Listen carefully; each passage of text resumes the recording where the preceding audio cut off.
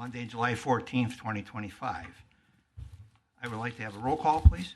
Alderman Hassan. Here. Alderwoman Eichman. Here. Richard Budney. Here. Frank Fresco. Here. Kathy Richard. Here. Melissa Ferguson is excused. Nora Heidingsfeld is excused. And Kaylee Ireland is not yet here. Haven't heard from her yet. Okay. Pledge of allegiance.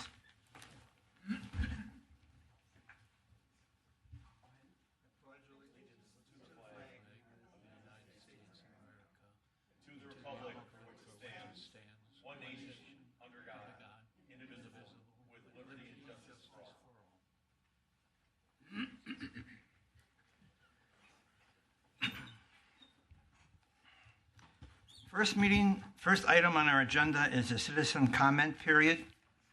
Is there anyone in the audience that would wish to, a citizen that would wish to make a comment? Okay. Our next item is approval of the minutes from April 21st, 2025. Make a motion to approve. I'll second. Motion is, all in favor? Aye. Motion is carried. Next item on the agenda is the election of officers, the chair and the co-chair. Do we have any nominations for the chair? I nominate Richard Budney. Second. Are there any other nominations? All in favor? Aye. Motion's carried. Thank you. The next position is the co-chair. Do we have any nominations for the co-chair?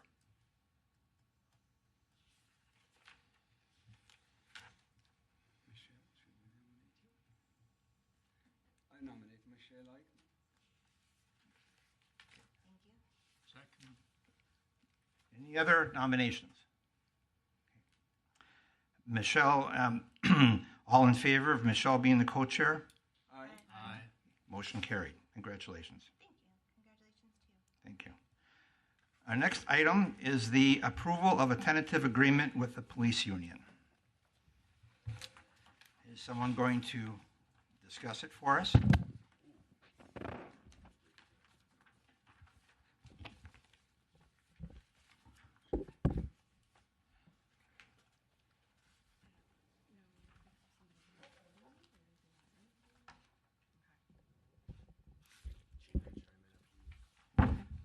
If you guys just want to chime in as you see fit. All right, so we had started contract negotiations with the PD. Now it's a year ago, a little over a year ago, and we were coming up on a year, and we had a successful meeting where we were able to secure our union, give them 4% increase for the second half of this year, and 4% for 26, 27, and secure a fourth year for 28. So that in and of itself is rather a big milestone. So we're moving from 10th place and moving them up instead of staying stagnant or worse, dropping. Another thing that we are doing is we are going to be testing out for the time of this contract. So it'll end if we don't decide to make it a thing or renew it. We are testing out a longevity pay for our employees, our police officers. So I believe we're starting at 5 years, right? And then it's every 5 years, the dollar amount will go up for longevity, and it's a one-time payout versus the monthly longevity payments that our payroll person has been processing for quite a while. So administratively, it's a win for us, and obviously from the longevity pay standpoint, it's a win for our police officers as well. They had requested, and we provided to them a retiree health insurance that matches the fire department. So instead of 20 years, 15 years, there's not much of an impact. with our existing officers. However, there's obviously an impact for lateral transfers. So that's really big for us to be able to bring in officers that already have the training and potentially seniority to come and work for our police department. And let's see here. I think that's kind of it for those. Kelly, Yes. I have a question. On the longevity pay, it says it's, and it changes every 5 years from 500 to 750. And then is that multiplied by the number of years? Like the 5 years times 500? Yes. Yeah, it would be annual. And then 10 years times 750?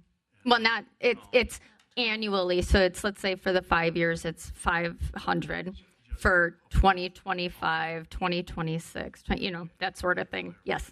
Yeah. Okay, thank you. You're welcome.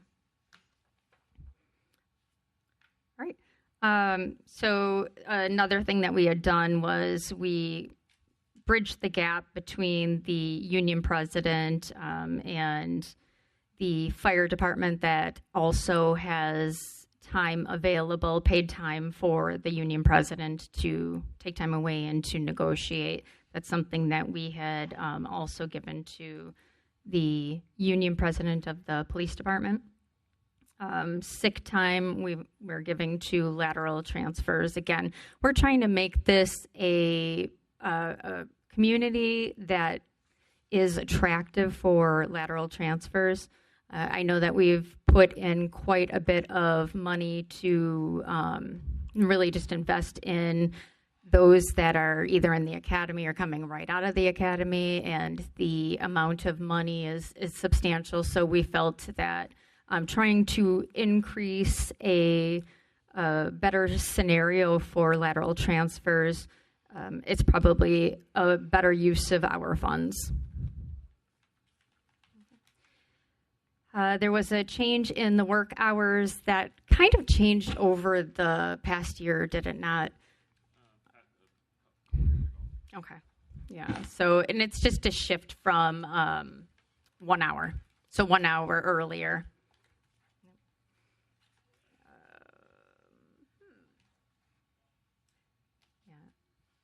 So we adjusted training language to acknowledge straight time wages versus overtime. We're trying to obviously reduce the overtime expense. As you know, the seniority language for the longevity. It's been a while, I'm sorry.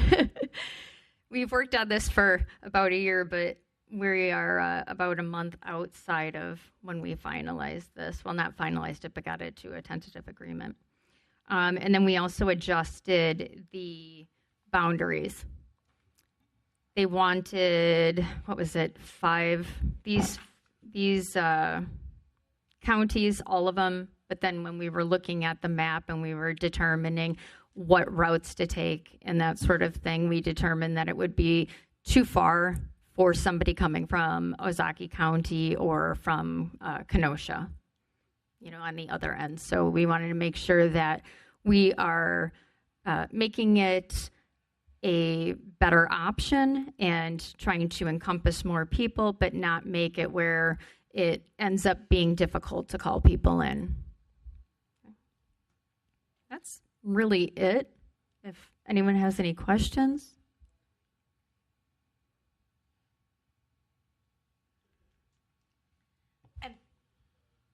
Yes, go ahead. I don't really have any questions per se, but we feel that this will retain the officers that we have since we've been losing some. That's correct? I believe this will be a competitive contract. I think everyone is satisfied. I think anything less than this, it could be a challenge as far as recruitment and possibly even retention. Yeah. So I think this is a step in a positive direction. Okay. Yeah. Thank you. We are competing with police departments that are giving substantial sign-on bonuses, which we don't do, and I don't know that we want to go that route. So what we're trying to do is obviously not just enhance the benefits for lateral transfers, but also to give something back to the police that have been here for a long time. Any other questions? Is there a motion to accept the changes to the a tentative agreement with the police union? I'll make the motion. And second? Okay. All in favor? All right. Anyone opposed? Motion carried.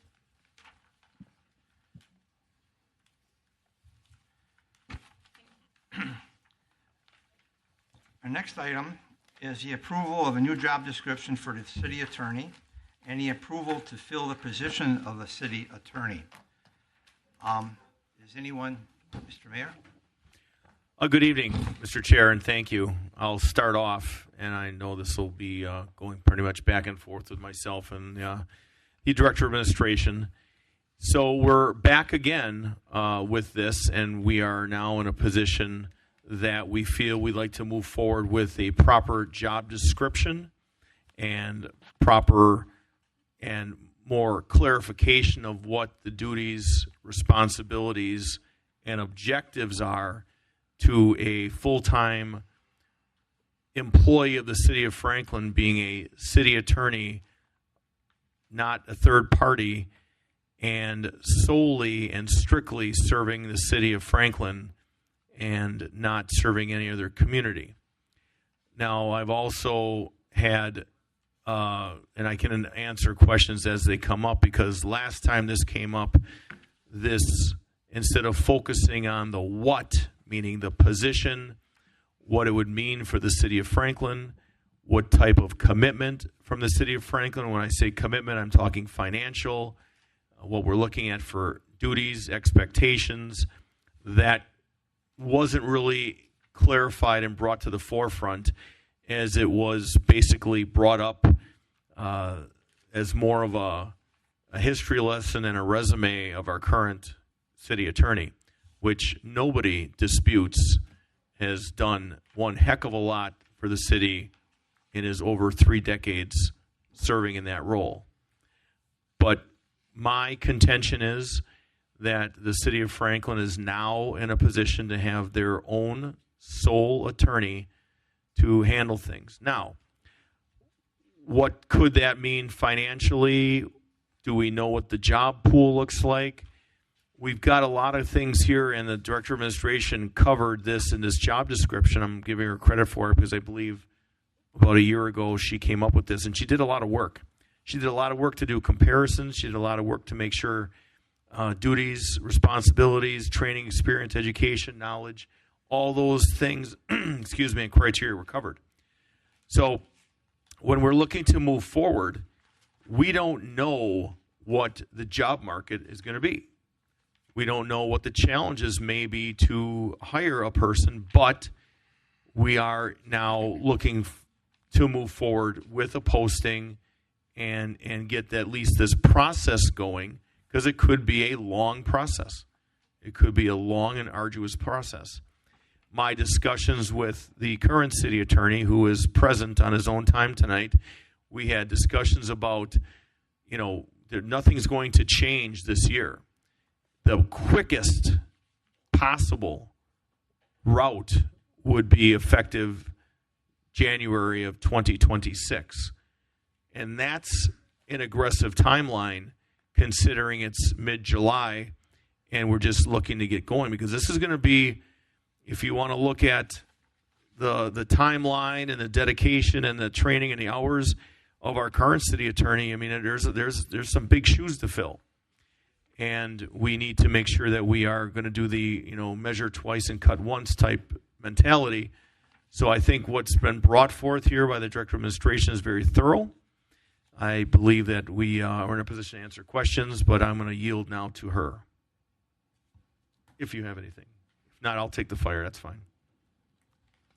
Well, I think it's important to point out that first and foremost, we need to have a succession plan, and this is really looking towards creating a succession plan.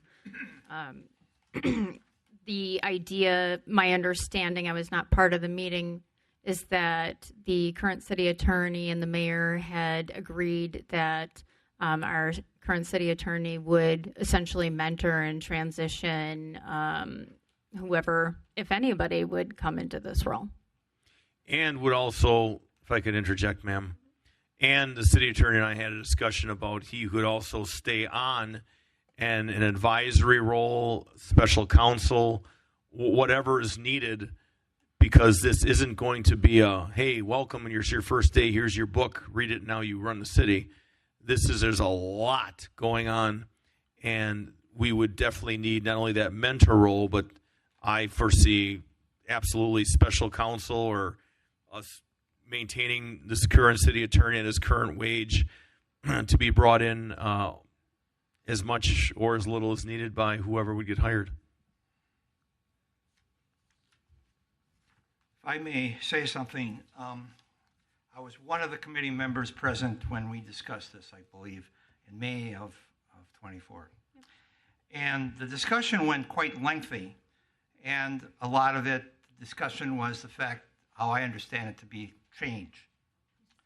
And the information that Kelly had provided back then, I retained some of it for reference, and she brought out the salaries of the city attorneys of Sun Prairie, Wauwatosa, Muskego, Oak Creek, Mount Pleasant, Fitchburg as comparisons. So that tells me those municipalities have city attorneys and Franklin does not. Correct. That's a correct That is correct. statement? Well, they have their own full-time specific attorney. Okay, and that's what we're talking about now Correct. for Franklin. Yes, sir. A dedicated, specific- yes, an employee. Then during all the malaise of information that we were covering back in May of 24, our mayor had put together a nice little package talking about the positives of having a staff attorney. And I'll just go over the highlights real quickly so I want to bring everybody up to speed as to where we were back then. Primarily, what caught my attention mostly was operational efficiency. Having somebody on staff that you'd be readily able to confer with on items. Some of the mayor's statements were for review and approval process. A staff attorney is readily accessible to the departmental staff. In other words, I believe everybody else that's part of the Franklin administration can confer with the attorney in what they're doing. Having a staff attorney allows for efficient contract management, and if the city becomes involved in another point, if the city becomes involved in legal disputes or litigation, having an in-house attorney provides immediate support.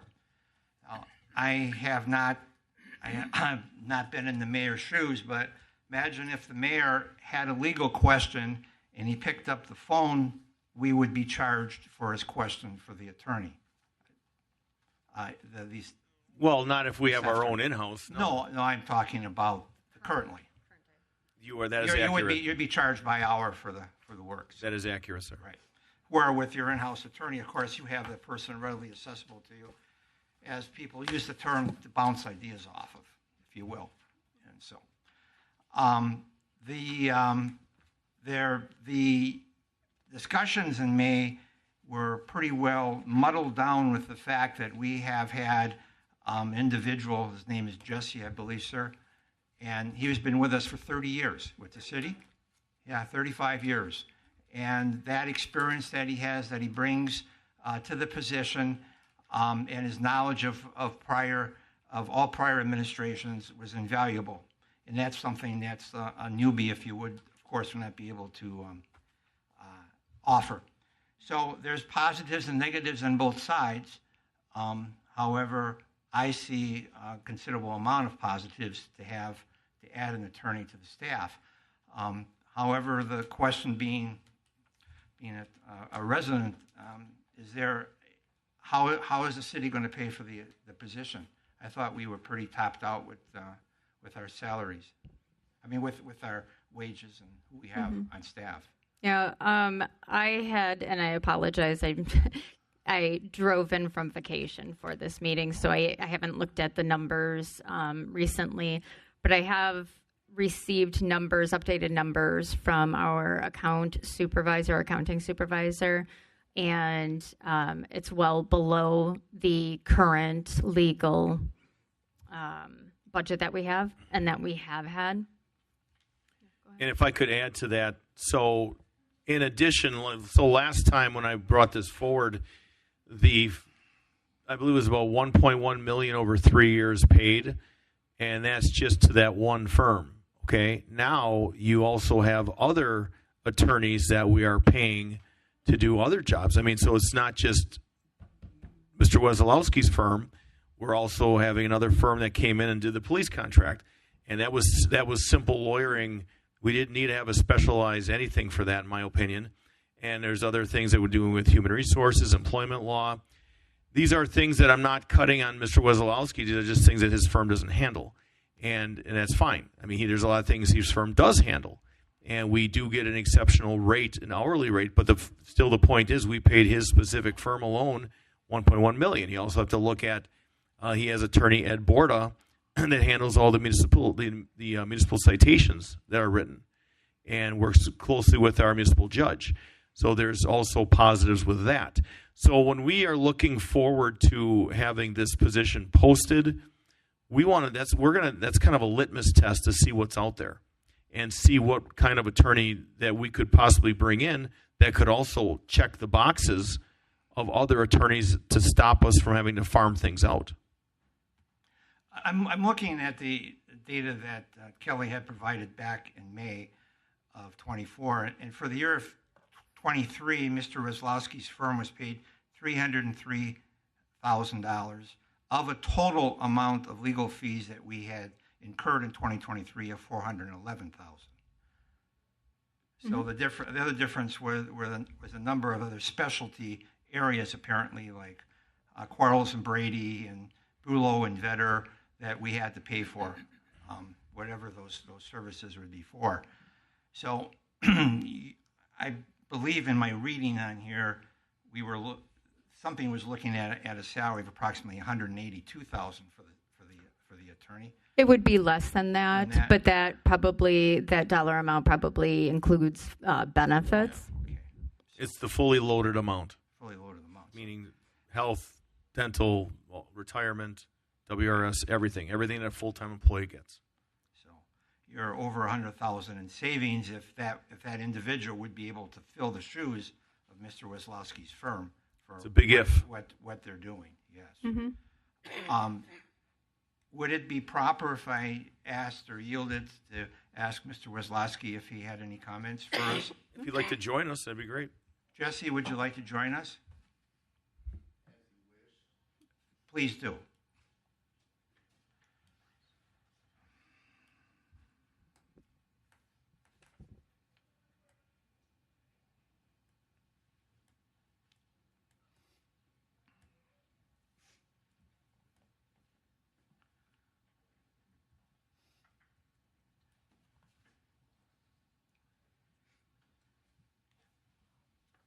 You remember our conversation? Should we have him state his name and address for the record, please?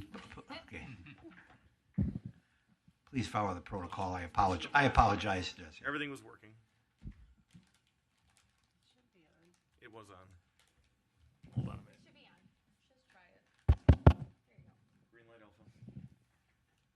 Jesse Wesolowski, City Attorney. Yes, I remember last year, and I did handouts, et cetera. I'm not going to repeat that again this year with regard to all the facts. Okay. You heard our discussion to this point where we were talking about the positives of having a staff attorney. Do you have anything any insights you could offer us? No, other than I did talk to the mayor, and the mayor told me about that, and that I'm willing to remain as Special counsel. working for the city of Franklin, people and government staff, assist a new city attorney, and I understand Attorney Borda will continue doing the municipal court on the the same terms, et cetera, and all this too much money. I did, as part of the handout, and I did a survey last year, and it's the least expensive contracted municipal attorney probably statewide. It's a third or a quarter of what most of the other ones are. Does anyone have any questions? Michelle? Yes, I have questions. If we were to have an in-house attorney, and I understand that this is just to go out to see what is like out there if anyone were to even apply.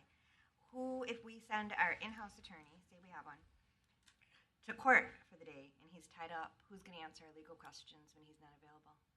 Same thing as now. Nothing would change. If the attorney's not available, then the attorney will return the calls when the attorney is available. That wouldn't change at all. But Jesse doesn't do trial appearances, right?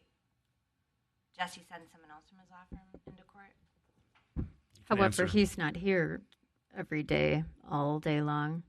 So it would be equal to having to contact Jesse and he is in another meeting or unable to take the call. And we would essentially do the same exact thing, leave a message, shoot an email, and that person would follow up. And then one of my questions was about Ed Borda. So he would remain on on the municipal side, even after this new attorney were to be hired, trained. And then Well, the plan is to do that. Yes, Alderwoman. So that is the plan. Can plans change? Yes, they can. Right. If we find out that in 2 years from now that we can do it more efficiently and everything is under wraps, we'll make that change and determination then. Right. And I know I had brought this up the last time this came around. I look at attorneys as I look at doctors. There's no one doctor that knows cardiology, neurology, oncology, list goes on and on. It's like there's different attorneys that practice different areas of law. So I'm assuming that if we had an in-house attorney, we would still possibly need to hire some outside services. Possibly. Correct. Possibly. I think Yeah, so. that's a possibility for sure. Yep. And that would probably be equal to what we're doing right now. So if it's going to be equal to what we're doing right now, Nope. The additional expense, bringing somebody else. And if that did not change, then I would imagine the expense for additional attorneys, outside attorneys, would be relatively flat.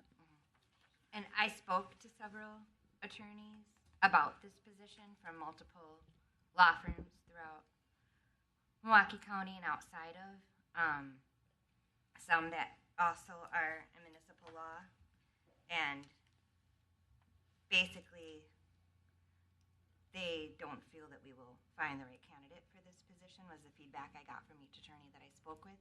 But again, I understand this is just to throw it out there to see what is out there. It does concern me the pay that we may be offering, and then we want at least 10 years of experience providing municipal-related legal services. Like, I could see if we hired an attorney, young attorney, fresh out of Marquette Law School, that would be willing to take that type of low-grade pay for an attorney, but he's not going to have 10 years of experience. Is that something that we would look into possibly changing, that minimum of a 10-year experience? I think that you might be incorrect on that, but I also believe that whatever comes from it, we'll have to address it when it comes in terms of changing things. But when you look at those salary amounts, that's in line with our comparables. So, yes, the people that are in a law firm are not going to be interested in coming and working for a municipality full-time. They're just not going to be able or be interested because they're clearly not going to be making as much. But all of those municipalities that the chair had listed off, they all have in-house attorneys. But then where would we find this attorney if they're not coming from another law firm, but we're requiring them to have at least 10 years of experience providing municipal-related legal services for a city or similar under the qualifications? They'd have to come from another law firm. Or another city. Or another governmental agency. I mean, there's There are attorneys in many, many facets. Because I look at other municipalities such as Greenfield, who has an outside legal service, but then they have one dedicated attorney from that law firm that works strictly and only for Greenfield, if my information is correct. I didn't double fact check that, but so they use a different law firm. They use a law firm, but they have one dedicated attorney from that firm that is dedicated to Greenfield. You know, I would say that's kind of like Ed Borda's role right now. Okay, that's all I have for right now. I'll yield. Thank you. Are there any other questions? All right. We have two. Sorry, one more Oh, question. Michelle. And I'm sorry if I missed it in here. Approximately, and I know that it may vary depending on the experience and so forth, but what would we be looking at as a starting salary for this position? Would you mind, Chair, looking back at the information from last year? And I can try to find my email that I had. I have city attorney average for 142,239 for all the municipalities that you had listed. Thank you. I think we must have had it less than that, though, because you've got on here salary grade 13, unless we're going to change that, and that tops out right now at, I think, 137,000. Yes, I had noticed that too, but we had made an exception for salaries last period. I don't mean to mislead you on this, Michelle. I wanted to cover each of these items separately, and we need to cover the job description Okay. carefully. I appreciate that. Thank I agree with you. I would like, Dana, is it acceptable that I ask for a motion to approve to fill the position of the city attorney before we discuss the actual job description? Sure, you can do it. Okay. I would like to entertain a motion to approve to fill the position of the city attorney. Is there a motion? I'll make the motion. Is there a second? Second. Frank seconds. All in favor? Aye. Aye. Anybody opposed? Okay. So we carry with all approval.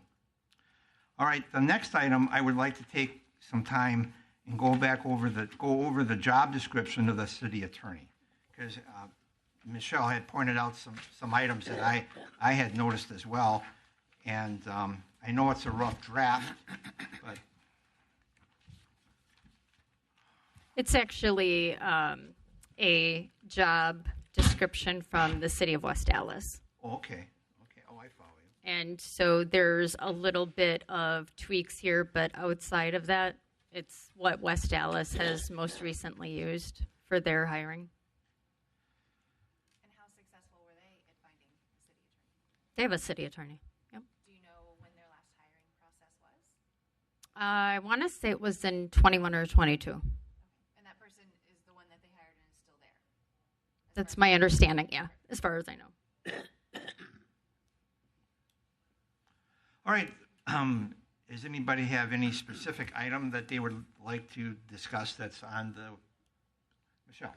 Well, what I brought up before, the salary, we'd be looking at 142.9. No, that was the average of all the other city attorneys that Kelly had provided us last May that were being paid. As to what the salary for the city of Franklin is, I believe that has not been determined yet. Correct. I mean, we obviously acknowledge that there is a range. So, and for every $1,000 in wages, it will either go up or down depending on the total by approximately $1,155. So, if the wages were $135,000, the projected overall would be $179,790, because that would include the benefits, assuming that they take everything that's available. I mean, if this is just going out there to see if anyone applies, I personally feel we're going to have a heck of a time trying to find a qualified attorney with a minimum of 10 years experience. It's going to take between 143 and 180 grand. I mean, Would you consider but us taking that or editing that 10-year experience? Because that seems to be. Well, I can tell you that I know attorneys that have said that not only is the knowledge and experience in line with what we're looking for, but the pay, again, we're looking at comparables. And I think part of the reality is that every government employee typically gets paid less than what the private sector gets paid. Mm-hmm. So you're not necessarily here for the money, you're here for the benefits, you're here to serve the community. So I do believe that there are people out there that would be interested, that would apply. I guess we won't know until we try. And I'm not exactly sure if it's written in here, but in terms of experience, I oftentimes feel like if somebody's interested and they're close, they're going to apply anyway, or they're going to call and ask questions and ask for some sort of leniency on certain things. So if someone does not have the 10 years experience, then that does not disqualify them. Correct. I mean, it's like, yeah, we get applications for jobs all the time that don't match the requirements. And we continue to have conversations with those people, and I would imagine that we would do the same here. I believe it happens everywhere. Michelle? okay, thank you. And then my next question was going to be, so as I was stating earlier, this goes out to see what interest there is out there. Then at one point does it come back to this committee and or council? You get applications in, you make a decision. When would we see something next, I guess, in this whole process? Well, it would be to confirm appointment. Mm-hmm. So if we had a successful candidate and we made an offer and they accepted, then we would bring them forward for confirmation of their appointment, like any other director level position. How long would you leave this posting out for to find someone until it was filled, or just kind of up in the air right now to see? Just leave it open. If I could add to that. Yes. So to Kelly's point, the first part of this is, yes, as far as the fluidity of how this process works, but as I've done for other department heads, I've invited alders in, did a bad key notice, and the alders are not there to grill, ask questions, but the alders can attend. And if they've got questions, they can forward them to myself or Kelly, and they can be asked at that point. So I've no problem bringing other electeds in during this process, because this is a huge position to fill.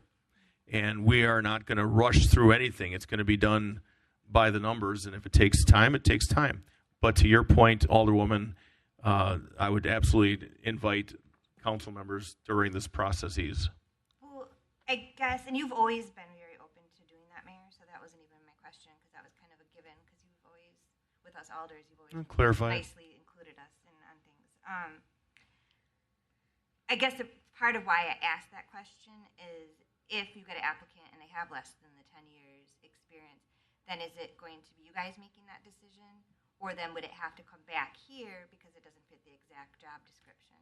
We would not bring, I'm sorry. No, I would not bring it back here. We're not doing that with every other applicant, and I think that would be a huge waste of time just because of the delay. This is a once-a-month meeting, but also I think that it would be very discouraging to an applicant that we would potentially like to move forward with. Well, can we look at possibly changing to the verbiage of the at least 10 years, like preference, 10 years? Can you tell me which page it's on?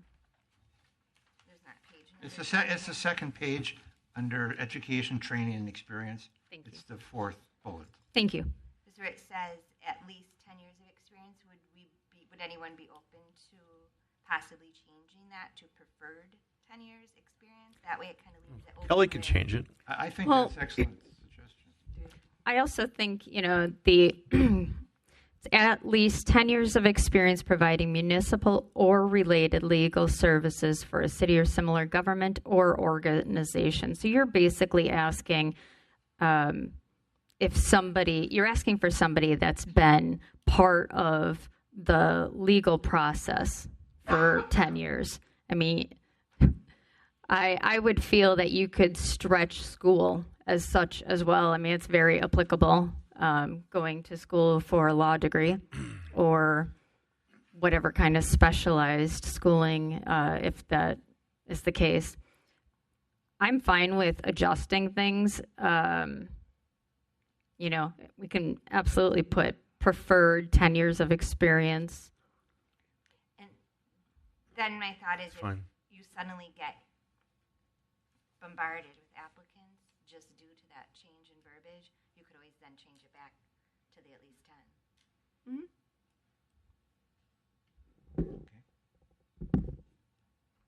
Are there any other comments or suggestions on the job description? I myself have one. Under certificates, licenses, and registration, I know you have that they must have a Doctor of Jurisprudence degree from an accredited law school in the narrative education training experience, but I just see the title of certificates, licenses, and registrations, and I'm curious whether or not, because you need a law license to be an attorney, would we not be better suited to also include that under licenses? I mean, under that category? Right now, we have valid driver's license as the only item. Right. Yeah, I mean, certainly we could put it in there. I think with the education, training, and experience, I think that covers it. Number 2, Doctor of Jurisprudence. Is that how you say it? Jurisprudence. Whatever bar number. Wisconsin Degree bar number. from an accredited law school. I think that kind of covers it. I think the other piece is just one of those things that people put in on all job descriptions that you expect to have them. Well, whatever you're comfortable with, because it says you have to be an active member of Wisconsin Bar Association and in good standing, which means you must have a job license and you're not suspended. So we will leave the certificates, license, and registrations as valid driver's license then? Is that? I mean, I can add that. I think it looks more professional to add it. Okay. I mean, it is the assumption of what they're applying for. We would hope Right. that someone would have a law degree applying for this, but I feel just adding that little bit in makes it look a little more professional. But don't you need to have passed the bar in order to be a member of the bar association? We can ask our attorney. He jokingly said yes. However, Coke, if you, and Jesse, please correct me if I'm wrong, if you graduate from Marquette Law or Wisconsin Law, excuse me, and practice in Wisconsin. then you're automatic. Well, my point was, she's reading my mind, trying to. So if you graduate from one of those two law schools, you're automatically given a license, right, Jesse? I don't recall. I think Whatever. what Yes, he's you trying are. to say is if you practice law in the state of Wisconsin, you have a law degree, you don't have to pass the bar exam. If you Go to graduate Madison, I know. and Marquette, I wasn't those aware of two. Marquette. Okay. It's those two. If you graduate from either one of those two with a law degree, you do not have to take the bar exam. That You was don't my have point. to take the bar exam in the Right. state of He Wisconsin, doesn't know, period. though. That scares me. He doesn't know that. If you're going to practice in Wisconsin, you don't need to take the bar. If you had reciprocity in Illinois or Minnesota, would you need to? Ooh, not Illinois. Oh, I don't okay. go outside state. Okay. Good answer. But so then for clarification, we are asking them to have taken the bar or at least be a member of the bar. Of the Wisconsin Bar Association, you are correct. Okay, so even if they graduated from those schools, they would have to still have that qualification. Well, if they graduated with either one of them, they don't need to take a bar exam. Right, but they have to be a member. Yes, and active in good standing, correct.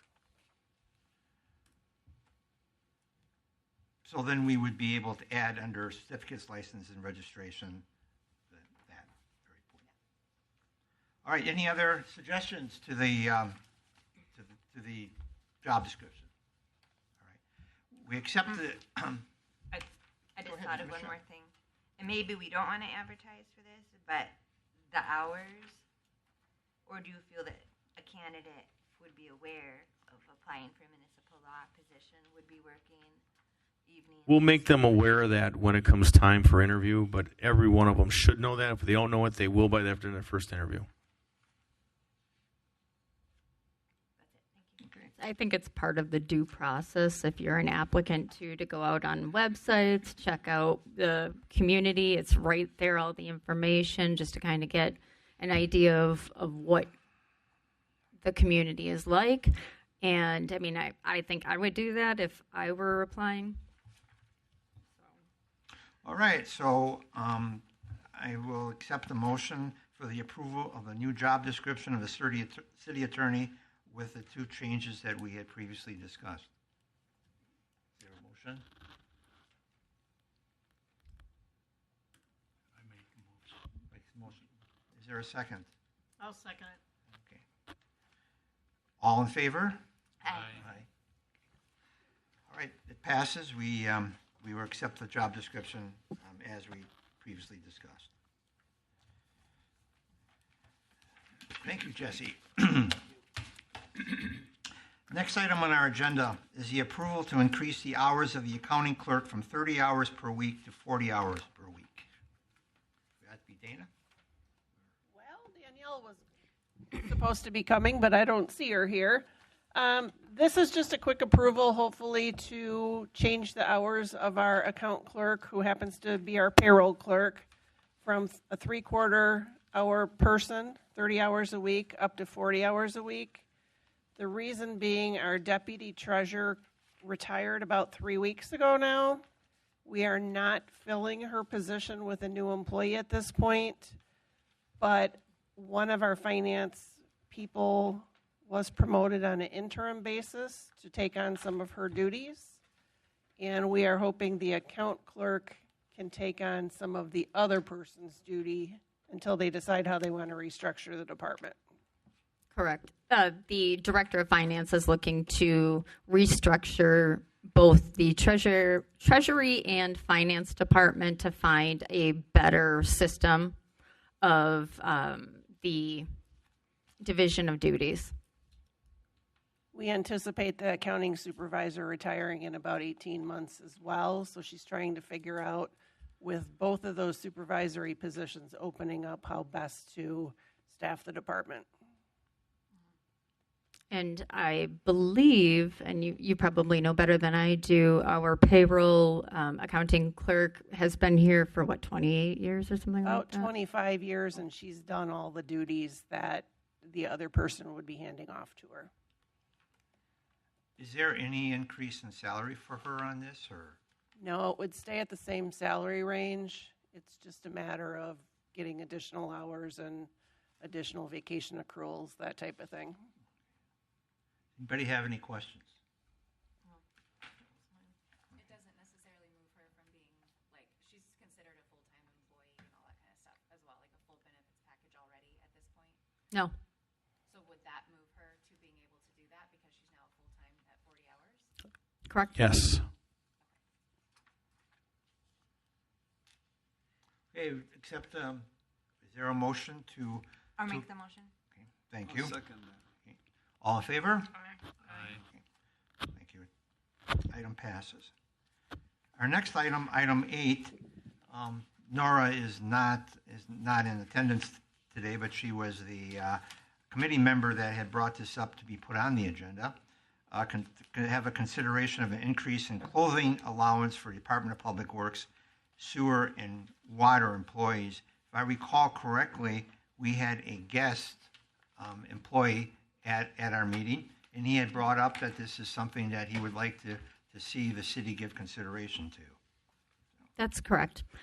So Dana and I had spoken with the finance director, talked about what we could afford for our 2026 budget, and we all believe that, especially based upon the employee that had showed up and kind of his request, an additional $50 a year is good, something that we can handle financially, and that would be available to the sewer and water, and the DPW employees.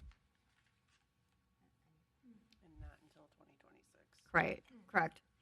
Am I missing something, or we don't have that in our packet, correct? There's nothing in the packet.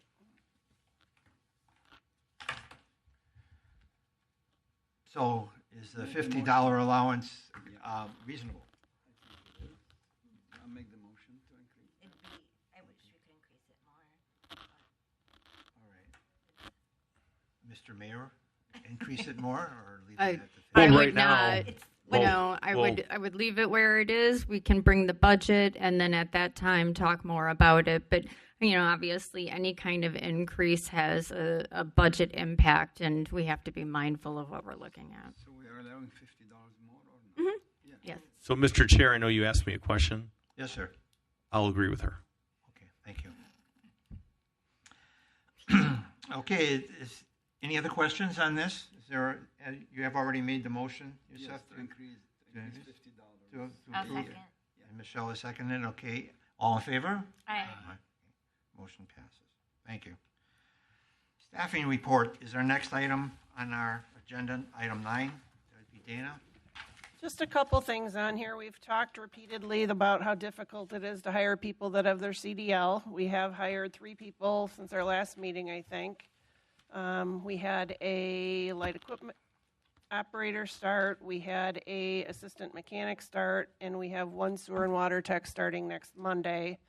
But we still have 2 positions like that. We have 1 additional light equipment operator position and 1 more sewer and water tech position. We currently have 4 dispatcher positions open. We had 1 person come in and put in their resignation today. We have 1 person that is leaving to become a police officer, and she'll be starting the academy, so that's a good reason. We have 1 person that is being promoted to the administrative assistant over at the police department because Maureen is retiring after 46 years. And then we had 1 person that had retired in April. So we do have 4 openings there. We did interview, I believe it was last week, and we found 4 people that we liked. So we are starting background checks on all 4 of those. But several of those candidates are already in the background process for other communities, so we don't know if they will agree to take our position or if they will go elsewhere. So do not know yet if those are going to be filled or not. I don't have it on here, but we are also looking to hire a planner. That position's been open for quite some time. I did make an offer to somebody earlier today. I do know that she has another job interview tomorrow, so we will hopefully know by the end of the week if she's going to accept or not. And one of the ones that we're struggling on is the chief electrical inspector. Our inspector retired after 25 years, so we are looking to fill that. We did potentially interview somebody this morning that we may make an offer to. And that's it. Okay, thank you. Any questions? Oh, I was just going to interject and just mention, I know it's on here, it's at the top. We were able to promote one of our DPW longtime employees. Now, this one I think has been here for 28 years. So we had the former Joe Wilson, who was great and had been here for a while. He and his wife moved to another state where she had gotten a job offer that they could not refuse. So we now have Joe Chitko as our facilities maintenance person, and I think everybody's very happy. Well, great. All right, next item on the agenda are future agenda items. Does anyone have any item they'd like to have us discuss in the future meetings? All right. Do you Yes, have anything sure. you'd like us to discuss for Dana? Are there anything else? I'm sorry. Did we move on too quickly? No. No, you're good. Okay. All right. So our next scheduled meeting then is August 18th. Motion to adjourn the meeting. Make the motion to adjourn. Second. All in favor? Aye. Aye. 6:54.